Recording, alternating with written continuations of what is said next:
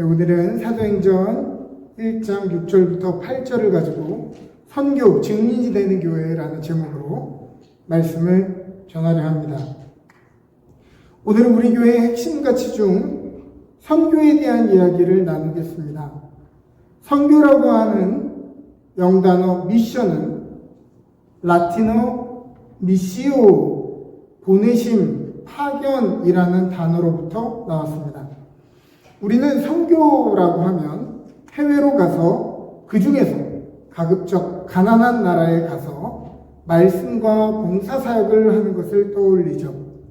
그래서 해외에 나가서 하는 복음전파 활동은 선교, 국내에서 우리가 지역에서 하는 것은 전도, 이렇게 이해하기도 합니다.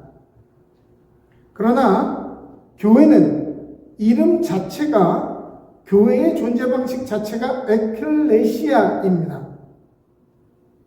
에크는 바깥으로라는 뜻이고, 그 뒤에 칼레오는 부름을 받다라는 뜻입니다.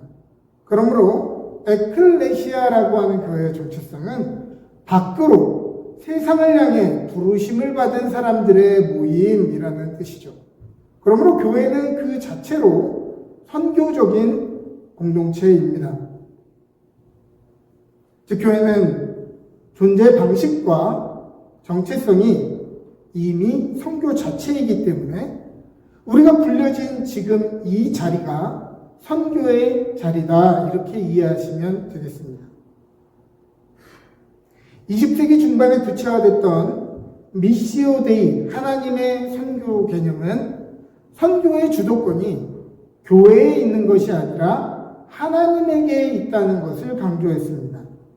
또 선교의 범위를 교회 중심적인 영혼 구원으로만 본 것이 아니라 사회적으로 또 역사적인 현실 속에서 하나님의 정의와 평화, 하나님의 통치 실현으로 이해해야 한다라고 선교 개념을 확장하였습니다.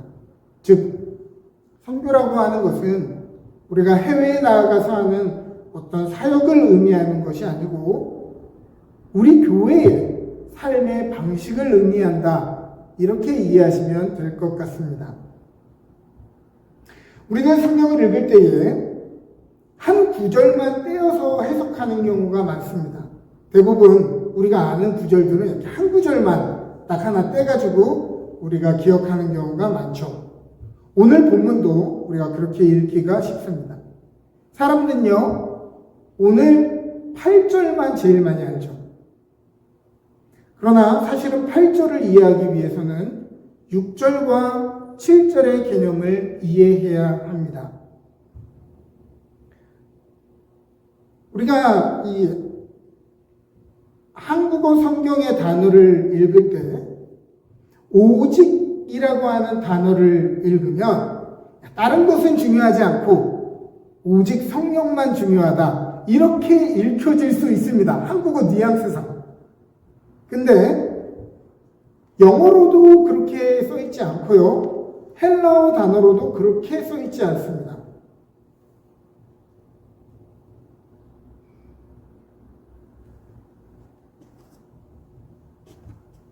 오직이라고 하는 단어는 헬라어 단어 알라라고 하는 접속사로 되어 있는데요, 이것이 영어로 바르게 번역되려면 단순히 only가 아니라 but only 혹은 however로 번역되어야 합니다. 즉,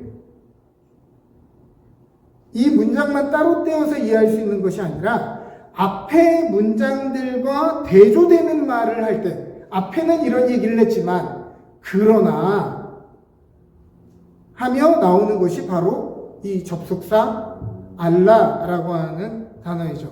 however.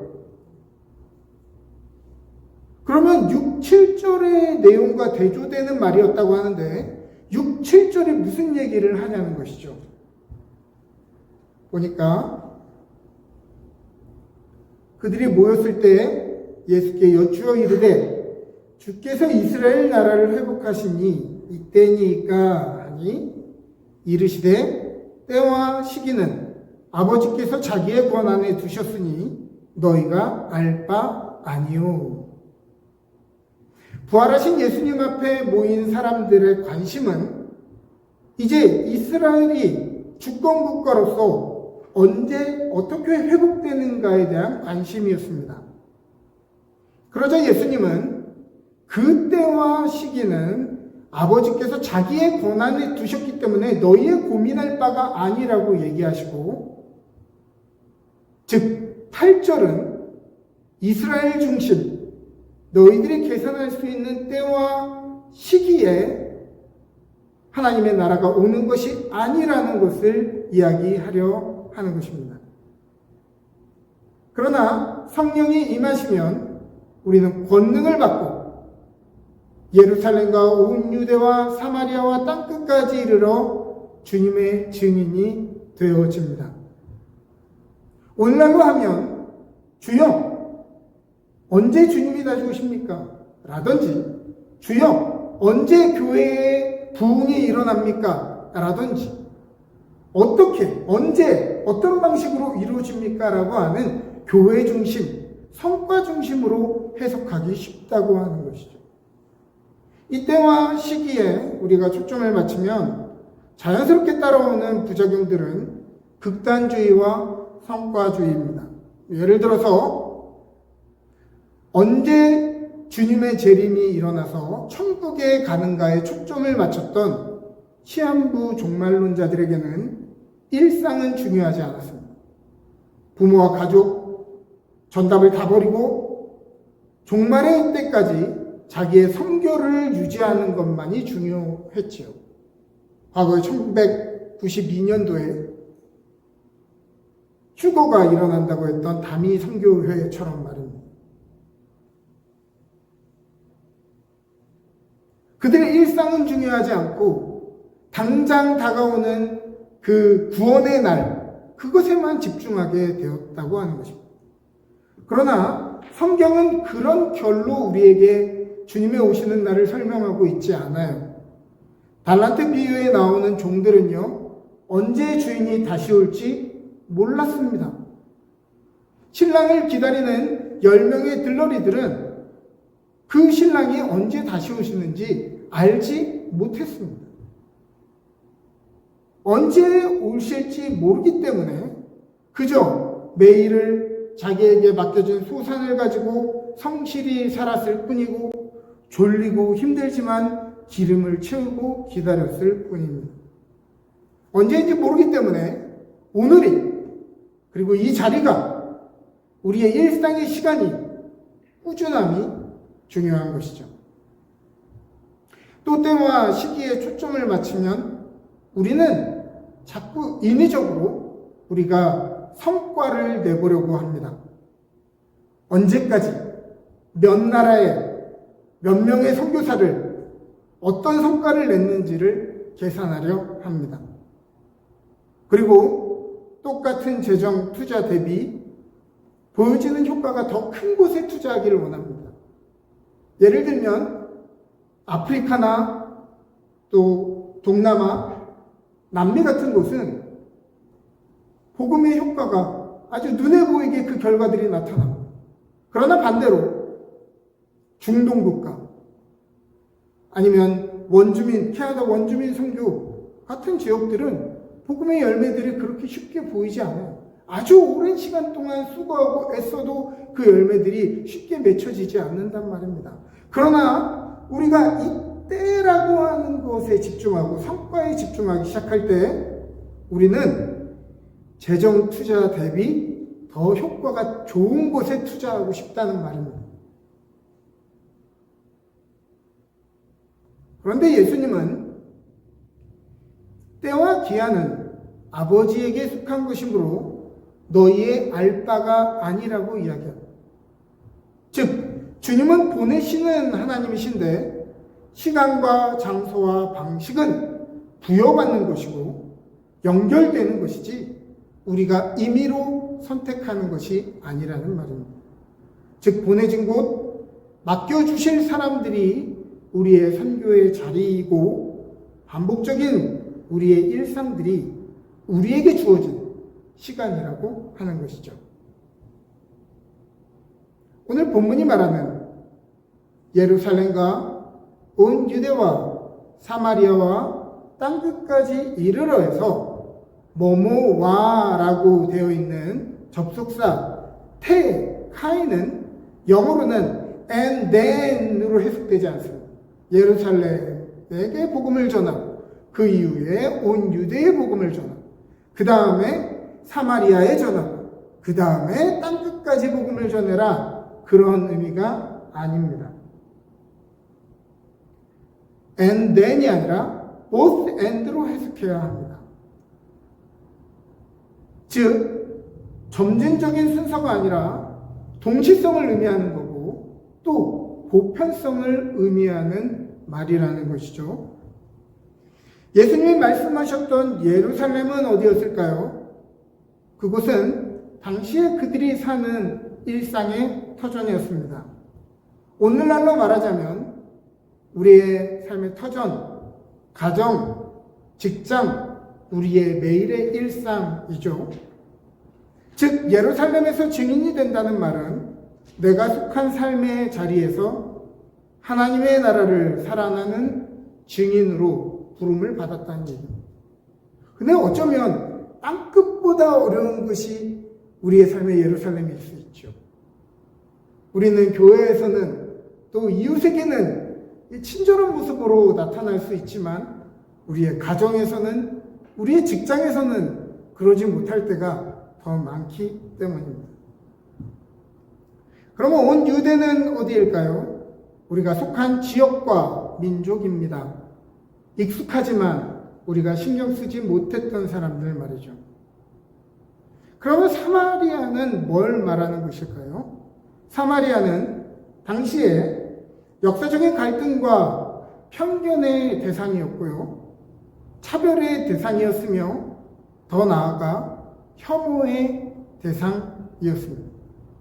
그렇다면 오늘날 우리의 상황에서 우리 앞에 있는 역사적으로 갈등을 겪었던 사람들, 편견을 가지고 있는 사람들, 우리가 차별하는 사람들, 혐오하는 사람들이 어떤 종류의 사람들일까요?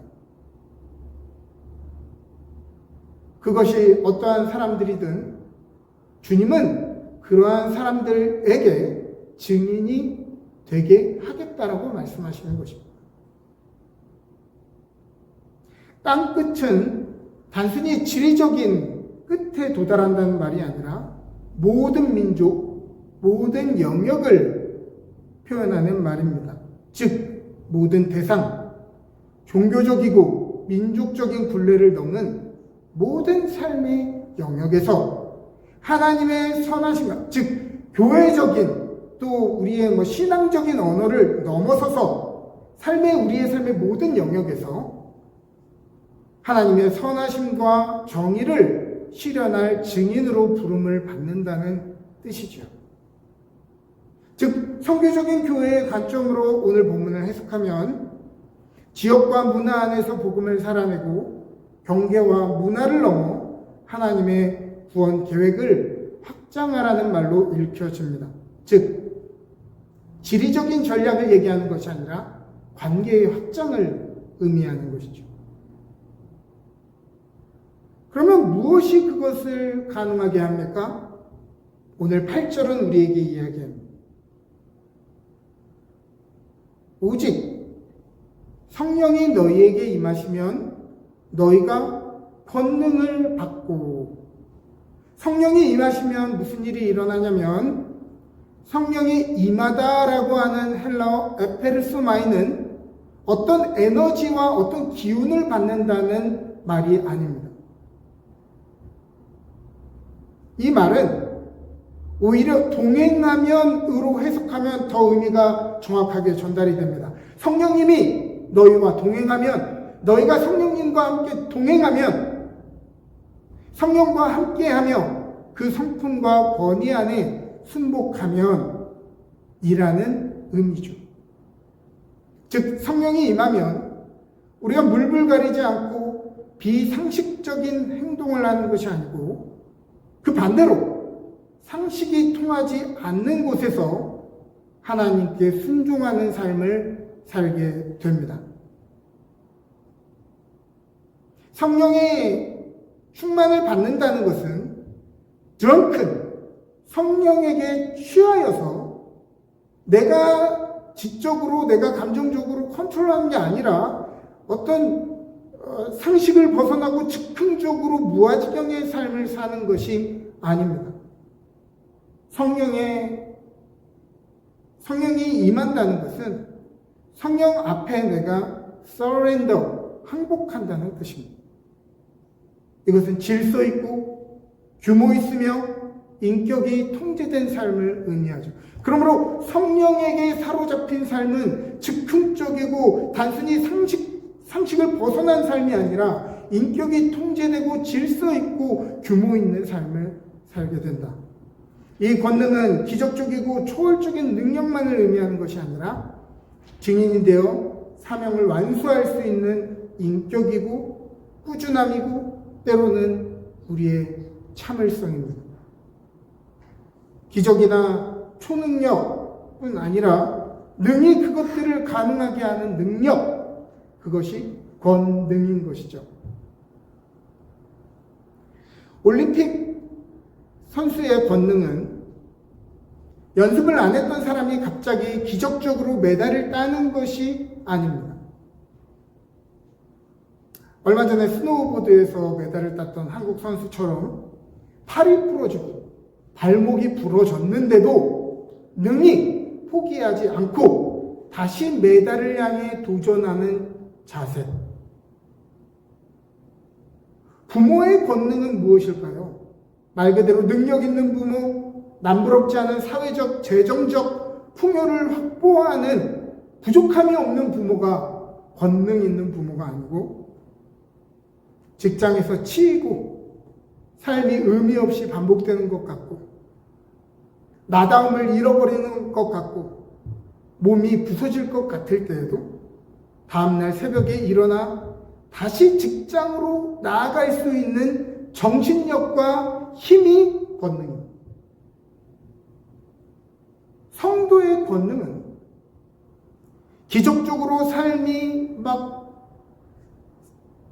대박이 나고 병이 치유되고 갑자기 우리가 성공가도를 달리는 것이 아니고 더 많은 경우 이유를 알 수 없는 고난을 당하고 남들에게는 다 있다는 그 복이 나에게만 없어서 서러울 때 그때도 능히 하나님을 사랑하고 오늘의 육체를, 오늘의 마음을 신앙으로 밀어 올릴 수 있는 능력이 권능이죠.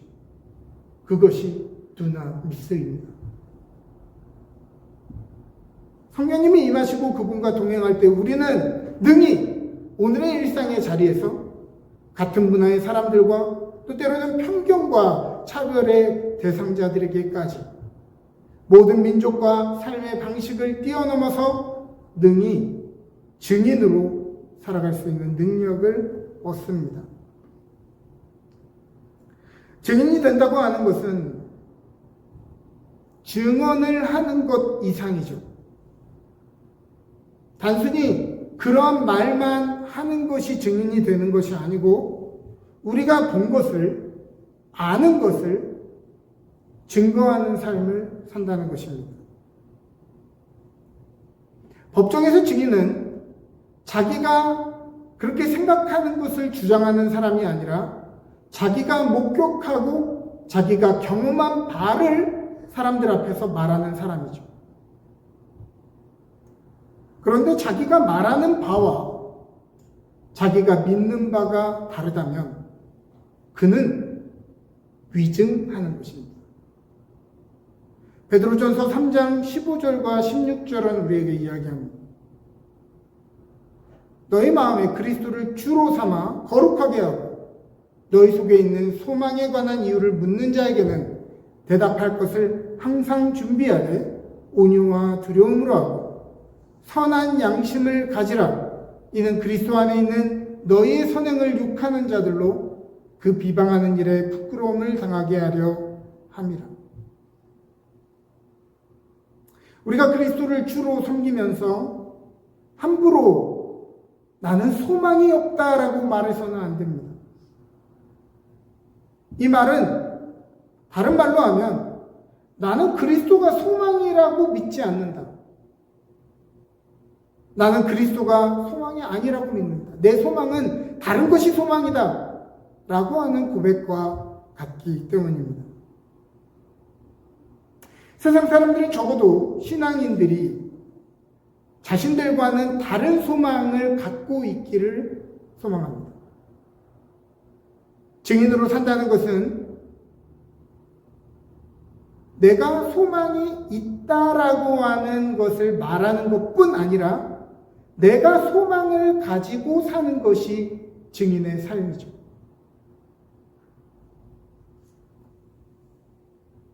자, 증인이 된다고 하는 것은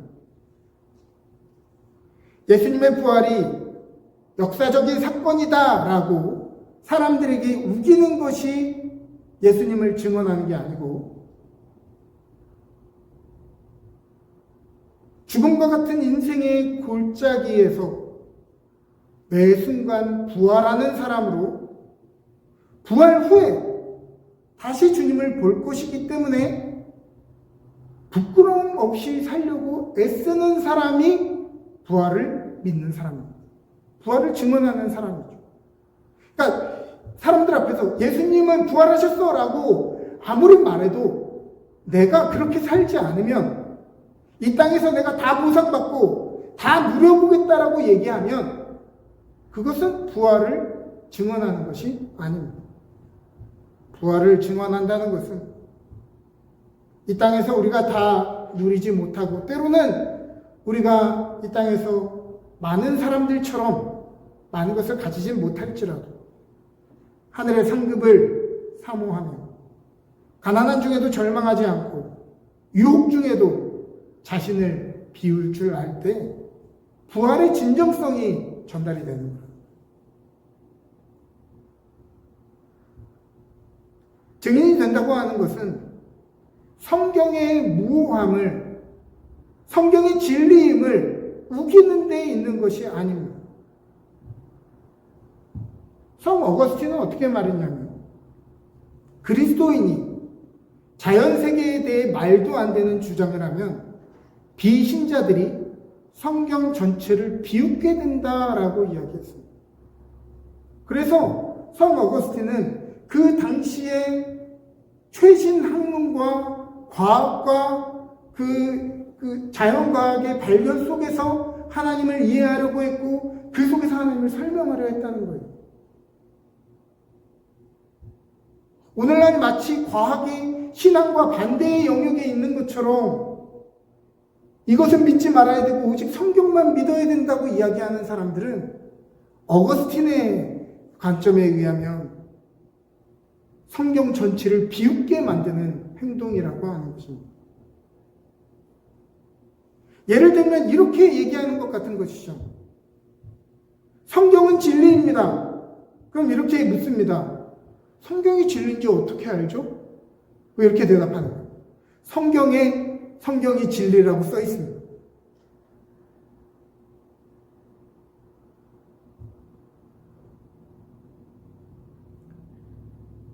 밑도 끝도 없이 우기는 거죠. 그러니까 세상 사람들의 논리에 의하면 이것은 말도 안 되는 것입니다. 그들이 이해할 수 있는 방식이 아니에요. 이렇게 얘기해야죠. 내 인생에 이런저런 것 다 의지해봤지만 소용없더라. 근데 어느 날 내가 하나님의 말씀을 붙들고 의지하고 살다 보니 그 말씀이 힘이 되고 날 붙들어 주더라. 이것이 증인의 언어고 경험의 언어죠. 그냥 덮어놓고 우기는 것이 증인이 되는 것이 아니라는 것입니다. 오히려 사람들에게 웃음이 될 수 있다는 거예요. 그러므로 오늘 소망에 대한 이유를 묻는 사람들에게 답하기 위하여 우리는 우리의 신앙의 언어를 일상의 언어로 바꾸는 연습을 해야 합니다. 우리가 믿는 신앙의 이 가치와 이 진리들을 어떻게 일상의 언어로, 이 시대의 언어로, 사람들의 언어로 해석해서 설명해 줄 수 있을 것입니다.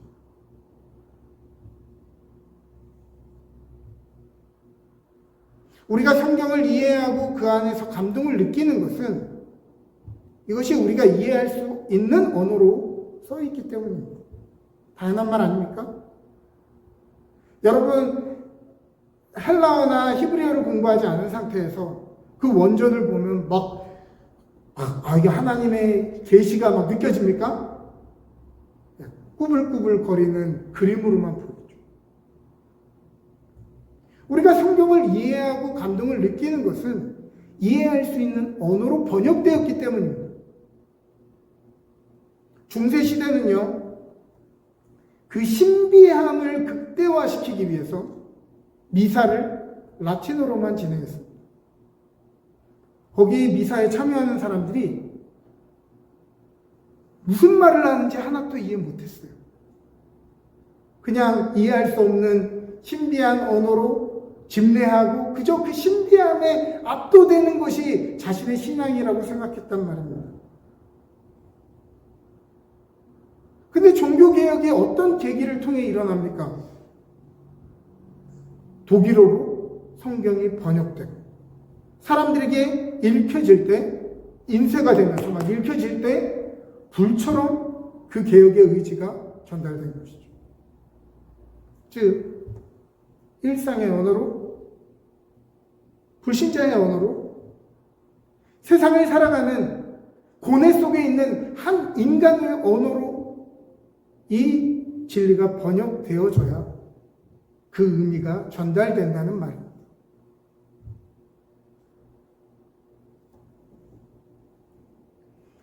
말씀을 정리해보죠.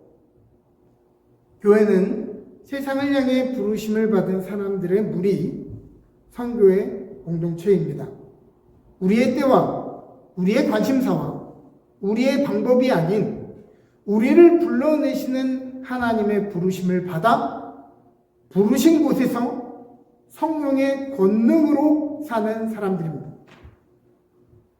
때로는 우리가 건너가지 못했던 삶의 범위, 우리가 나아가기 싫어하는 사람들, 우리가 관심을 가지기 두려워하는 삶의 이슈들, 그 가운데서 증인으로 살아내는 것입니다. 성령은 능히 우리로 하여금 일상의 자리에서 경계와 편견을 넘어 복음의 증인이 되도록 우리에게 힘을 주십니다. 마치 겟세마네 동산에서 땀방울이 핏방울이 되도록 기도하신 예수님이 그 천사가 예수님을 수발하며 그를 붙들었던 것처럼 말이죠. 때로 우리는 그 길을 걸어가는 것이, 그 일을 하는 것이 너무도 괴롭고 너무도 두렵고 너무도 괴로울 때 주님이, 성령께서 우리와 함께 하시며 힘을 주십니다. 예수님이 빌라도의 뜰에서 매를 맞으실 때 죽기 한 대 덜한 매를 맞았는데, 죽기 한 대 덜한 매를 맞았다는 얘기는 몇 대 맞았다는 게 아니고 딱 죽기 전까지 맞았다는 겁니다. 정신을 잃을 때까지 맞았다는 겁니다. 예수님이 어떻게 그렇게 맞으실 수 있었죠? 성령께서 도우셨기 때문입니다. 패션 오브 크라이스트의 영화 장면을 보면 예수님 막 기절하기 일보 직전인데 안 맞아도 돼요. 그냥 기절하면 끝입니다. 근데 끝까지 우리의 죄를 대신해서 빠지시려고 막 기운을 내서 막 참으시는 장면이 나와요. 그것이 돕는 능력입니다. 그리하여 평범한 자리에서 비범한 자리에 이르기까지 모든 사람에게 적용되는 하나님 나라의 정의와 사랑, 공적인 사랑으로 그들과 어울려 살아가도록 우리는 부름을 받습니다. 증인을 통해서 진리는 전달됩니다. 그렇게 말하는 사람이 아니라 그렇게 확신하고 사는 사람들을 통해 그 진리는 전달됩니다. 오늘 부르심을 받은 저와 여러분이 그리스도의 증인으로, 하나님의 살아계심을 증언하는 증인으로, 부활과 심판의 증인으로 우리의 삶의 자리에서 능력 있게 나타나기를 주님의 이름으로 축복합니다.